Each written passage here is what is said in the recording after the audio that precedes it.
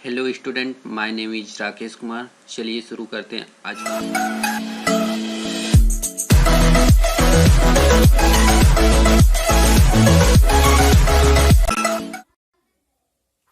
ये array series का part 3 है, जिसमें हम बात करेंगे 2D एरे का। 2D एरे को कैसे हम 2D एरे का सिंटैक्स क्या होता है, कैसे डिक्लेयर करते हैं, उसको इनिशियलाइज कैसे करते हैं, और अगर 2D एरे में डाटा को स्टोर करना होता है तो किस हिसाब से हम स्टोर करते हैं। आज हम इसी सब के बारे में चर्चा करेंगे। चलिए देखते हैं 2D एरे होता क्या है। 2D एरे होता है कि 2D array array of array होता है। 2D array array of array 1D का एरे होता है। 2 dimensional array also called matrix. Matrix जो हम लोग मैथ में पढ़ते हैं, मैट्रिक्स मतलब आप व्यू। तो हम एक एग्जांपल से समझते हैं 2D एरे का रोल सी प्रोग्रामिंग लैंग्वेज में। मान लीजिए कोई एक कंपनी है जिसके सेल पॉइंट 3 सेल पॉइंट है। Cell point 1, cell point 2, cell point 3। इन तीनों सेल पॉइंट पे 3 तरह के आइटम 1, आइटम 2 की बिक्री होती है। अगर हमें इसको रिप्रेजेंट करना है कि सेल 1 पॉइंट से और कितना आइटम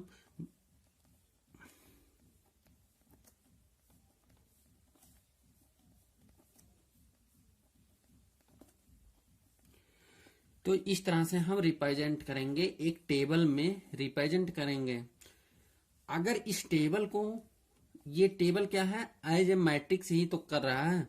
अब देखते हैं कि जो पहला पॉइंट लिखा है 2D array can be define as an array of 1D array. इसका मतलब क्या हुआ कि जो 2D एरे होता है एरे ऑफ एरे होता है। मतलब 2D एरे में जो, ये देखिए पहला लाइन देखो, एक ये एरे की तरह दिख रहा है कि इसमें पहला आइटम दूसरा आइटम, दूसरी लाइन में इसका पहला आइटम दूसरा आइटम, तीसरी लाइन में पहला आइटम दूसरा आइटम। इस तरह से हमें क्या मिल रहा है 2D एरे में कि 2D एरे में 1D एरे का कलेक्शन होता है। समझ में आया? जैसे 1D एरे में डाटा को स्टोर करने या रीड करने के लिए एक इंडेक्स वैल्यू की जरूरत पड़ती थी, लेकिन 2D एरे में हमें 2 इंडेक्स वैल्यू की जरूरत पड़ेगी। एक जो रो को रीड करेगा, और दूसरा जो कॉलम को रीड करेगा। इस तरह से अगर हमें 2D एरे को प्रोग्रामिंग के रूप में डिक्लेयर करना है, मतलब डिक्लेरेशन ऑफ 2D एरे, तो हमारे पास क्या सिंटेक्स होना चाहिए, डेटा टाइप एरे नेम और रो और कॉलम। इस हिसाब से, इस सिंटेक्स के हिसाब से हम 2D एरे को क्या करते हैं, डिक्लेयर करते हैं। फॉर एग्जाम्पल, अगर हमें डिक्लेयर करना है एक इंटीजर टाइप के एरे को, मार्क्स नाम के, उसका नाम हम मार्क्स रख लेते हैं, जिसमें हमारे पास 3 रो 2 कॉलम है। तो हम इस तरह से डिक्लेयर करते हैं। जैसे हमारे पास एक टेबल है, जो ऊपर वाला टेबल ये लिखा गया है, इसको अगर हमें प्रोग्रामिंग में डिक्लेयर करना है 2D एरे में, तो मान लो सब देख रहे हैं इंटीजर टाइप का, तो हम इंट टाइप का एक डेटा टाइप लेंगे। मान लो उस एरे का नाम रख दे रहे हैं एरे। कितना रो है इसमें, 3 रो है, तो 3 रो। कितना कॉलम है, 2 कॉलम है। तो इस हिसाब से हम एरे को डिक्लेयर करते हैं। अब एरे जो डिक्लेयर हो चुका है, उसमें अगर हमें वैल्यू को डालना होता है तो हम उसे क्या बोलते हैं, इनिशियलाइजेशन ऑफ एरे। अगर हमें 2D एरे का इनिशियलाइजेशन करना है तो हमारे पास 2 तरीके हैं। पहला तरीका क्या है कि सबसे पहले हम एरे को डिक्लेयर कर दे रहे हैं। मान लो जो नीचे हम एरे डिक्लेयर किए हैं उसी नाम से दोबारा हम डिक्लेयर कर रहे हैं। अगर ये एरे डिक्लेयर हो गया है तो अब हम इसमें वैल्यू को इंटर करेंगे। तो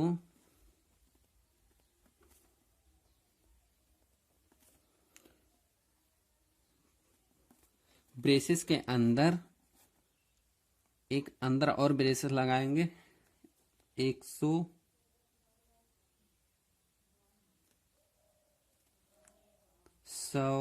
कामा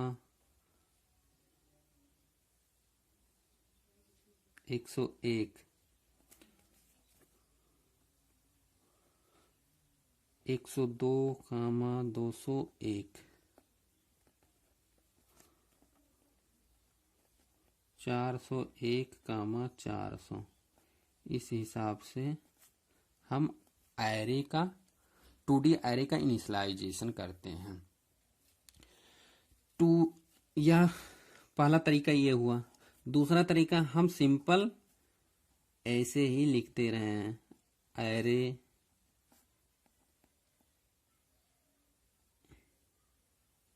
इंट एरे 3 रो और 2 कॉलम है।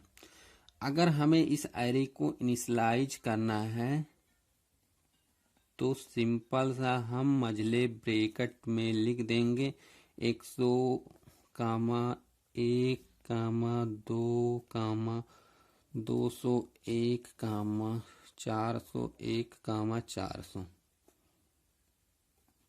इस हिसाब से हम वैल्यू को इंटर करते हैं।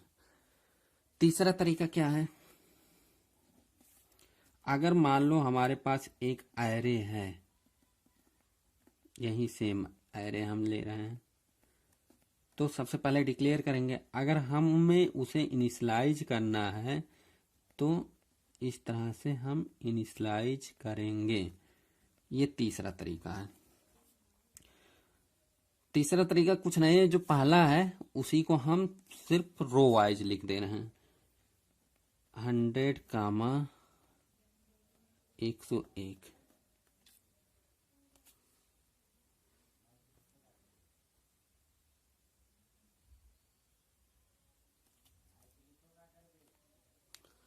फिर अगला नेक्स्ट रो लिखेंगे 102 कामा 201।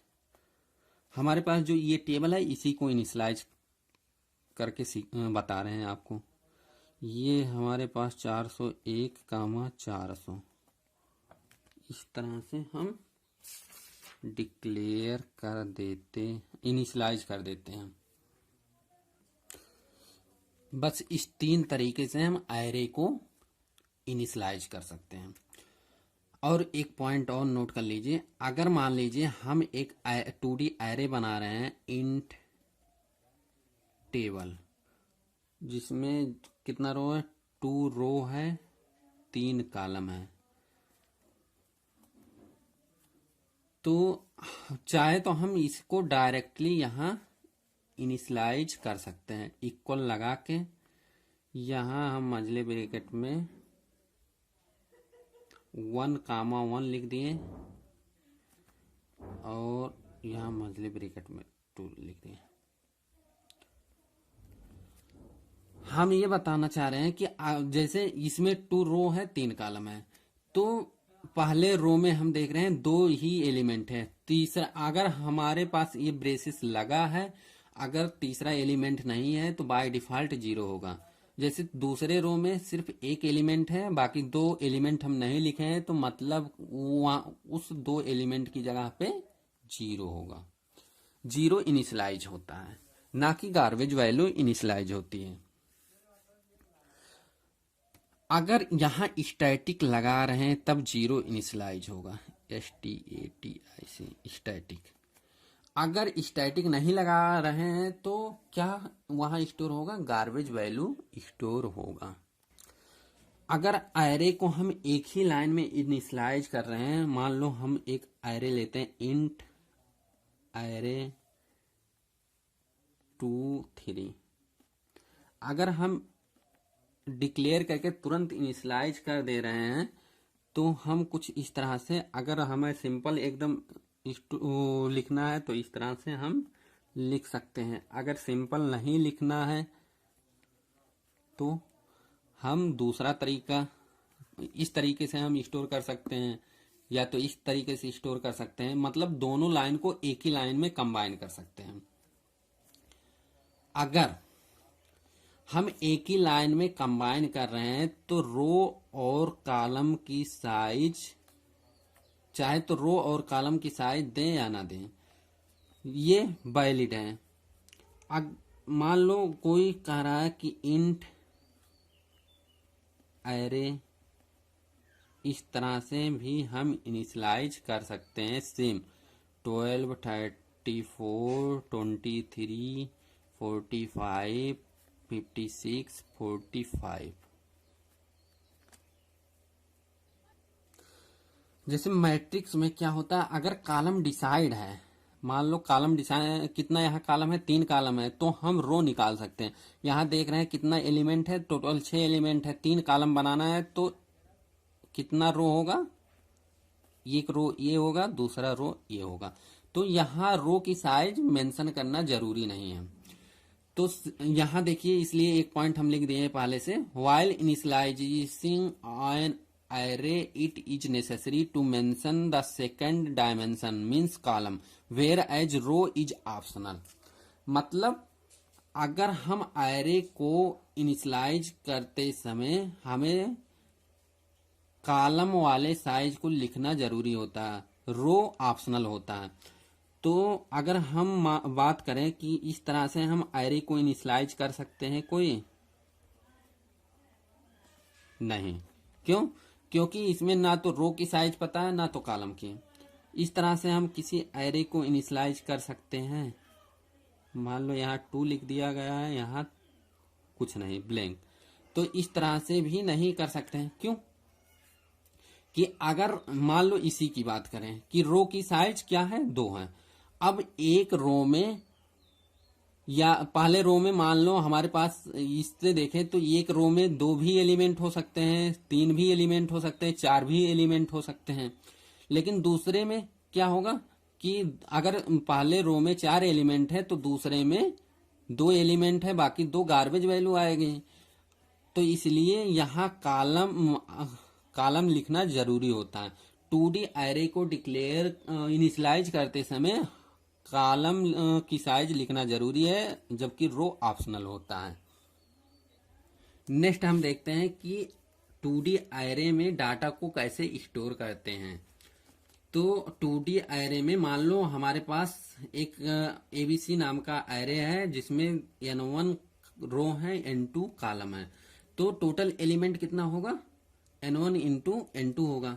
फॉर एग्जाम्पल मान लो मेरे पास एक एरे है इंट टाइप का नम, जिसमें 2 रो हैं, 3 कॉलम हैं। तो इसमें टोटल एलिमेंट कितने होंगे, 2 इंटू 3, टोटल 6 एलिमेंट होंगे।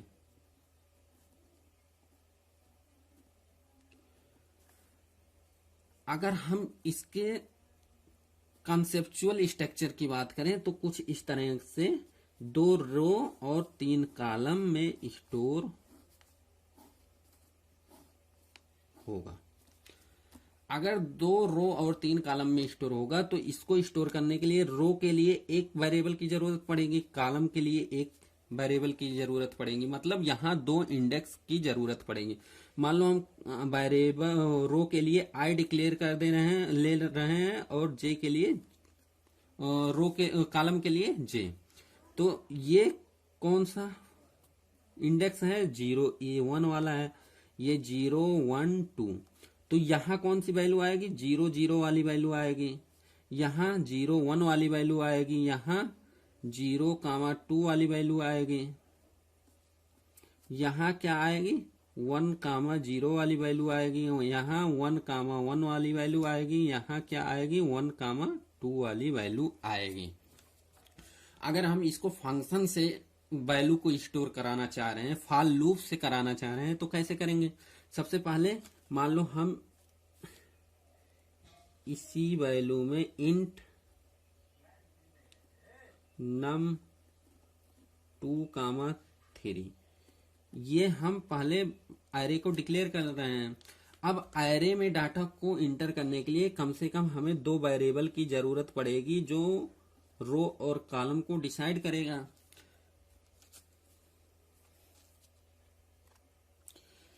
और अब इसमें डाटा को स्टोर करने के लिए हमें एक नेस्टेड लूप लेना पड़ेगा।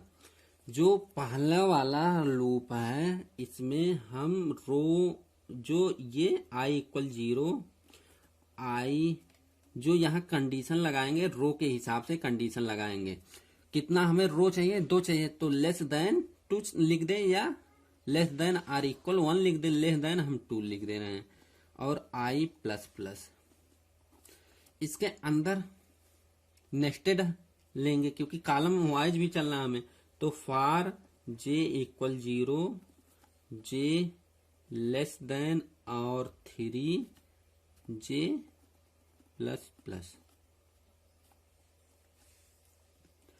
अब हमें क्या करना है?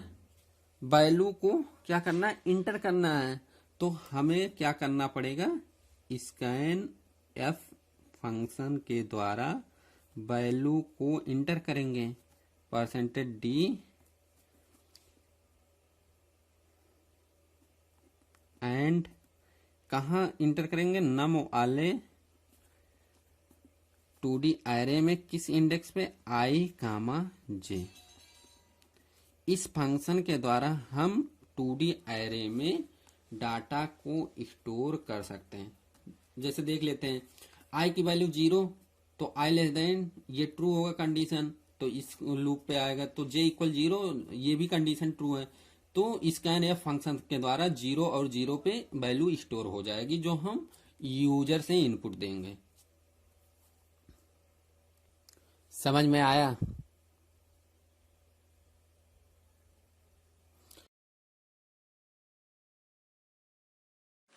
Hello student, my name is Rakesh Kumar. चलिए शुरू करते हैं आज का लेक्चर।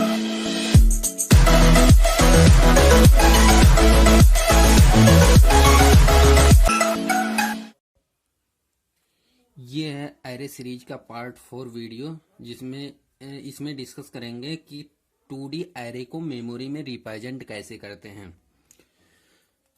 हम 2D एरे की बात करेंगे तो इसमें रो और कॉलम होगा। मान लो मेरे पास एक एरे है जिसका नाम है ARR, जिसमें 2 रो है, 3 कॉलम है। अगर इसी समय हम वैल्यू को इनिशियलाइज कर देते हैं तो अभी हम यहाँ देखते हैं कि कैसे कॉन्सेप्चुअल मेमोरी रिप्रेजेंटेशन होता है और एक्चुअल में क्या होता है। अगर इस वैल्यू को हम इनिशियलाइज नहीं करते हैं, अगर हमें कंसोल से वैल्यू देना है तो हमें इस फंक्शन की जरूरत पड़ेगी, इस लूप की जरूरत पड़ेगी। मान लो कि मेरे पास एक एरे है जिसका नाम इंटीजर टाइप का एरे है जिसका नाम AR23 है। तो अगर कॉन्सेप्चुअल की बात करें तो मेमोरी में कुछ इस तरह से, कॉन्सेप्चुअल की बात करें तो 2 रो होगा और 3 कॉलम होगा।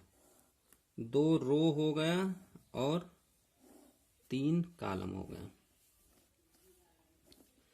पहला क्या है? AR00 आएगा, ये यहाँ ये इंडेक्स 0 है, ये 1 है, ये 0 1 2। यहाँ क्या आएगा? 0 और 1 आएगा, 0 और 2 वाला एलिमेंट आएगा। यहाँ 1 और 0 वाला एलिमेंट आएगा। यहाँ क्या आएगा? 1 और 1 वाला एलिमेंट आएगा। यहाँ क्या आएगा? 1 और 2 वाला एलिमेंट आएगा। कॉन्सेप्चुअल में ऐसा हमारे दिमाग में बन रहा होगा कि इस जगह से ऐसी कुछ मैट्रिक्स बन रही होगी। अगर हम इस एरे की बात करें, तो क्या है कि अगर हमें कॉन्सेप्चुअल, मेरे दिमाग में क्या बन रहा होगा? कुछ इस टाइप का एक बन रहा होगा कि इसमें 12,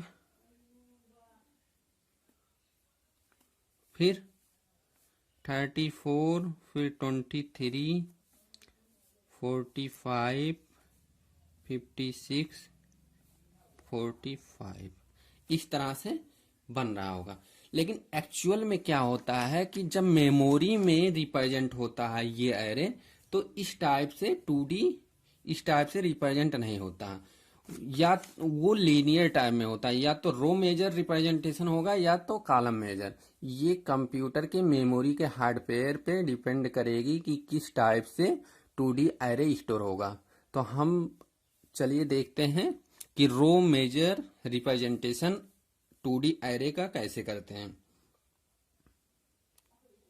चलिए देखते हैं। मान लो इसी एरे को हमें मेमोरी में स्टोर करना है, एक्चुअल में कैसे स्टोर हो रहा होगा उसके बारे में देखना है।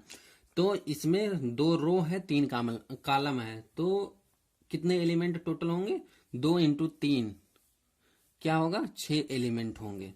अगर हमें रो मेजर में रिप्रेजेंट करना है तो हम जानते हैं कि जो एरे स्टोर होता है वो लीनियर में स्टोर होता है। तो यहां हम सिंपल सा एक इस टाइप से एरे हम बना लेंगे, जिसमें 2, 1, 3, 1, 4, 5, 6। तो इस टाइप से हम बना लेंगे जिसमें 6 सेल हों। तो अब यहां कौन सी वैल्यू स्टोर होगी? रो मेजर में हम रो वाइज, जैसे रो मेजर में क्या करेंगे, हम रो वाइज वैल्यू स्टोर कराएंगे। तो यहां इस पे कौन सी वैल्यू स्टोर होगी? 0 और 0 इंडेक्स वाला। यहां क्या होगा? 0, 1 वाला। यहां क्या होगा? 0, 1, 0 और 2 वाला। यहां होगा 1 और 0 वाला। यहां होगा 1 इंडेक्स और 1 इंडेक्स। यहां होगा 1 और 2 इंडेक्स वाला। तो मान लो हम इसी एरे की बात करते हैं, तो यहां क्या स्टोर होगा? 12, 34, 23, 45, मतलब हम रो वाइज स्टोर करेंगे। 56, 45 ये स्टोर हो जाएगा।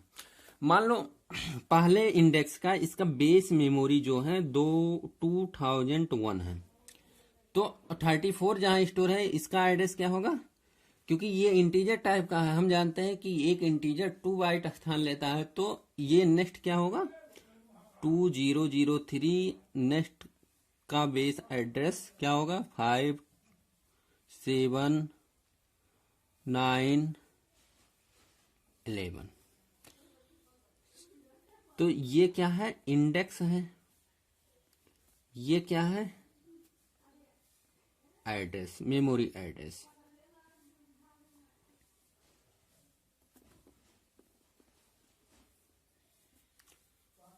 हम किस एरे की बात कर रहे हैं? जिसका नाम है एरे। इतना समझ में आया?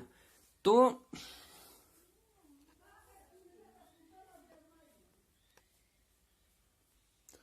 अगर इस एरे की बात करें तो कितना स्थान मेमोरी में, कितना बाइट मेमोरी में स्थान लिया? 2 byte, 2 byte, 2 byte, 2 byte, 2 byte, 2 byte. 6 cell है, तो टोटल मेमोरी में कितना स्थान लिया? 12 बाइट। कुछ बुक में कि अगर यही फिगर इस टाइप से बना दिया, 1, 2, 3, 4, 5, 6, लेकिन इसका एड्रेस अगर ये इंडेक्स वैल्यू 0, 0 वाला स्टोर कर रहा है, ये 0, 1 वाला स्टोर कर रहा है, ये 0, 2 वाला स्टोर कर रहा है, ये 1, 0 वाला स्टोर कर रहा है, ये 1, 1 वाला स्टोर कर रहा है, ये 1, 2 वाला स्टोर कर रहा है। तो अगर कुछ बुक में इस टाइप का फिगर मिले तो वहां कंफ्यूज मत होना कि ये रो मेजर रिप्रेजेंटेशन है कि कॉलम मेजर रिप्रेजेंटेशन है। हम रो और कॉलम जस्टिफाई करते हैं इस इंडेक्स के हिसाब से। अगर हमारा पहला वाला, देखो इसका इंडेक्स क्या है? 0, 0, 0, 1, 0, 2, तो मतलब 0, 0, 0, 1, 0, 2 ये रो मेजर है। भले ये फिगर वर्टिकली हमें बनाया गया है बुक में, लेकिन ये रो मेजर रिप्रेजेंटेशन है। समझ गए। नेक्स्ट हम देखते हैं कॉलम मेजर। अगर हम कॉलम मेजर रिप्रेजेंटेशन की बात करें तो हम उसी एरे को लेते हैं। हम देखते हैं कॉलम मेजर रिप्रेजेंटेशन कैसे होता है। तो इसमें कितना एलिमेंट होगा, 2 रो है 3 कॉलम है तो 6 एलिमेंट होगा। अगर 6 एलिमेंट होगा तो हमारे दिमाग में कंसेप्चुअल क्या आ रहा होगा, कुछ इस टाइप का फिगर बन रहा होगा, 2 रो और 3 कॉलम। इसमें 12, 34, 23, 45, 56, 45 इस टाइप से बन रहा होगा। लेकिन एक्चुअल में अगर कॉलम मेजर रिप्रेजेंट करें तो हमारे पास एक लीनियर एरे लेना पड़ेगा जिसमें कितना 6 सेल बनाना पड़ेगा, क्योंकि 6 एलिमेंट को स्टोर कराना है। 3, 4, 5, 6। अगर हमें कॉलम मेजर में करना है तो अब हम क्या करेंगे, कॉलम वाइज वैल्यू को स्टोर कराएंगे। पहला कॉलम, दूसरा कॉलम, तीसरा कॉलम। तो यहां कौन सी वैल्यू स्टोर होगी, 0, 0 इंडेक्स वाला, यहां 1 और 0 वाला, इंडेक्स वैल्यू 1 और इंडेक्स वैल्यू 0, यहां 0, 1 वाला इंडेक्स वैल्यू, यहां 1 और 1 वाला इंडेक्स वैल्यू। अब ये वाला स्टोर होगा, ये होगा इंडेक्स वैल्यू 0 और 2 वाला, ये क्या होगा 1 वाला और 2 वाला। अब डाटा क्या होगा कि हमें 12, 45, 34, 56, 23, 45। अब अगर मान लो इसका बेस एड्रेस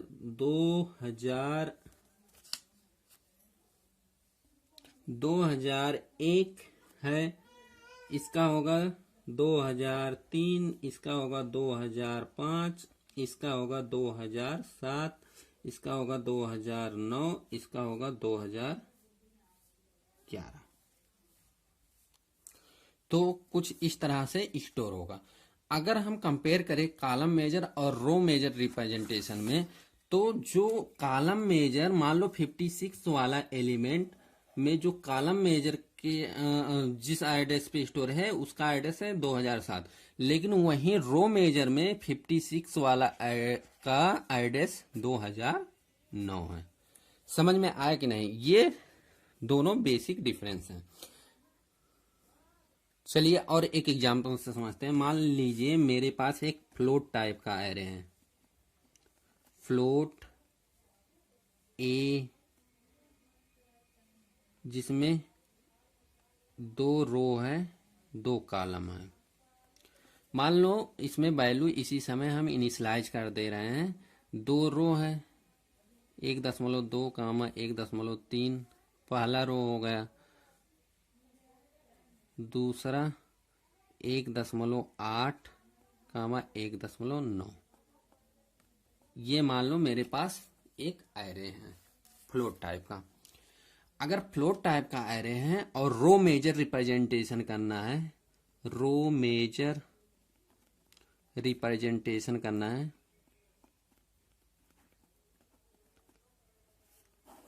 तो क्या होगा, हम रो वाइज वैल्यू को स्टोर कराएंगे। कितना एलिमेंट है, 4 एलिमेंट है, तो रो वाइज कराएंगे। तो यहां कौन सा बेस एड्रेस वाला आएगा, 0, 0 वाला आएगा। यहां 0, 1 वाला आएगा। यहां 1, 0 वाला आएगा। यहां 1, 1 वाला आएगा। अगर मान लीजिए तो कितना कितना आएगा, इस टाइप से स्टोर हो जाएगा मेमोरी में। अगर मान लीजिए इसका बेस एड्रेस 2005 है, तो इस वाले एलिमेंट का एड्रेस क्या होगा, 2009 होगा। क्यों, क्योंकि जो फ्लोट होता है वो 4 बाइट स्थान लेता है, तो बेस एड्रेस 5 है तो नेक्स्ट का 4 ऐड करके होगा। इसका होगा 9, 4, 13, 2013, इसका होगा 2017। समझ में आया। अगर इसी को हम कॉलम मेजर में करें, कॉलम मेजर रिप्रेजेंटेशन,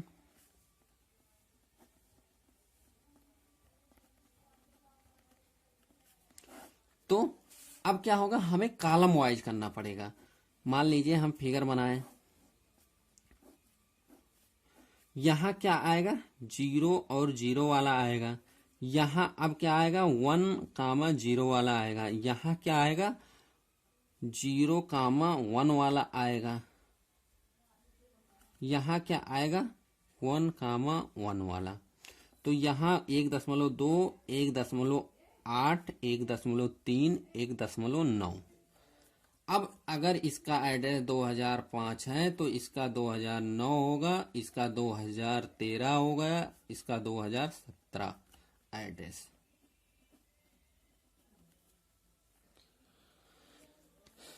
कुछ लोग ये नहीं समझ पा रहे होंगे, तो जो कॉन्सेप्चुअल है उसके बारे में याद करिए। यहाँ क्या होगा, यहाँ 1.2, 1.3, 1.8, 1.9। हमें कॉलम वाइज करना है, तो पहला कॉलम स्टोर करना है, फिर दूसरा कॉलम स्टोर करना है। पहला कॉलम, दूसरा कॉलम, पहला कॉलम पहले, ये क्या है, पहला कॉलम है, ये क्या है, दूसरा कॉलम।